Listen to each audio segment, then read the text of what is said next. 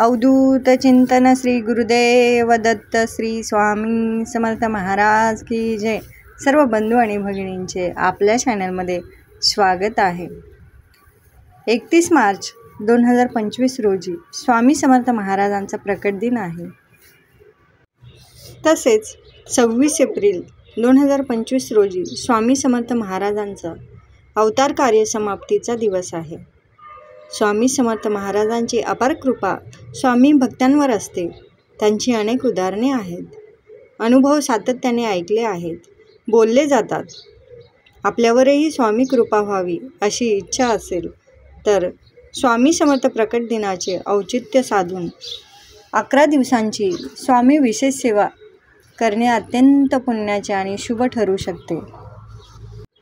श्री दत्तात्रयांचे तिसरे अवतार म्हणून अक्कलकोटचे श्री स्वामी समर्थ मानले जातात।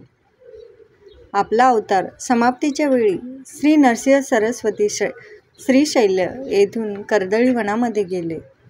तेथे ते तपश्चर्येला बसले। मध्ये 350 वर्ष गेली। यानंतर स्वामी समर्थ महाराज प्रकट झाले।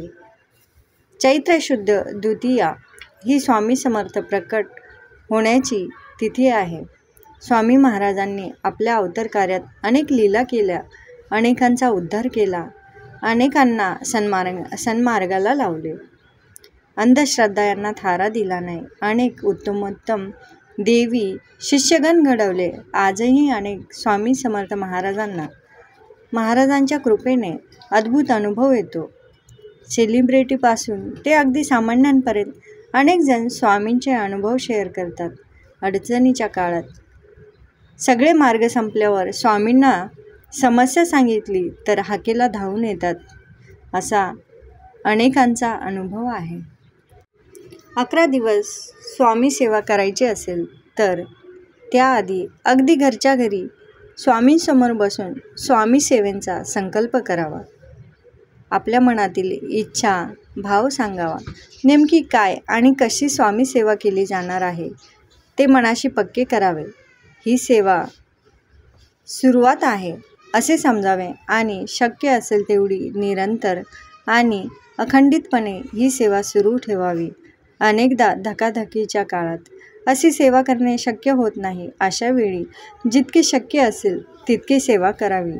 या काळात स्वामींचे नामस्मरण, मंत्रांचा जप, स्तोत्राचे पठण किंवा श्रवणही करावे। श्री स्वामी समर्थ हे नाम उच्चारले तरी एक आत्मविश्वास वाटतो, एक मानसिक बळ मिळते। श्री स्वामी समर्थ हा अत्यंत प्रभावी मंत्र आहे। या मंत्राचा अर्थ समजून घ्यावा आणि यथाशक्ती मंत्राचा जप करावा।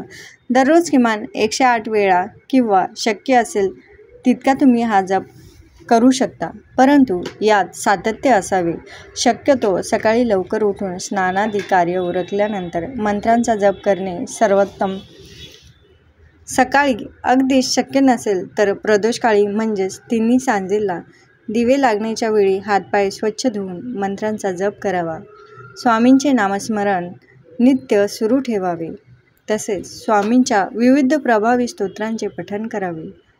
पठण करणे शक्य नसेल तर श्रवण करावे, परंतु स्तोत्रांचे श्रवण करताना चित्त एकाग्र असावे। आपण स्तोत्र म्हणत आहोत असा भाव असावा। तसेच गुरुलीला अमृत, स्वामी चरित्र सारा अमृत यांचे सप्ताह पद्धतीने पारायण करावे, तसा संकल्प करावा। पारायण पद्धती यांचा न चुकता अवलंब करून सप्ताह पारायण पूर्ण करावे आणि ही सेवा स्वामींच्या चरणी अर्पण करावी। एकदा संकल्प केला की त्यात खंड पडू नये। अल्पावधीत कोणतीही सेवा परिपूर्ण होत नसते, त्यासाठी सातत्य हवे। मनापासून सेवा करावी, सेवेत खंड पडू देऊ नये। एकदा संकल्प केला की तो पूर्ण करण्यासाठी शक्य ते सगळे करावे। शक्य नसेल तर दर गुरुवारी स्वामींच्या मठात जावे। जेव्हा शक्य असेल तेव्हा अक्कलकोटला जाऊन स्वामींचे दर्शन घ्यावे। तुम्ही आता करत असलेली स्वामी सेवा कायम ठेवावी। तुम्हाला व्हिडिओ आवडल्यास नक्की लाईक, शेअर आणि सबस्क्राईब करा। धन्यवाद. श्री स्वामी समर्थ.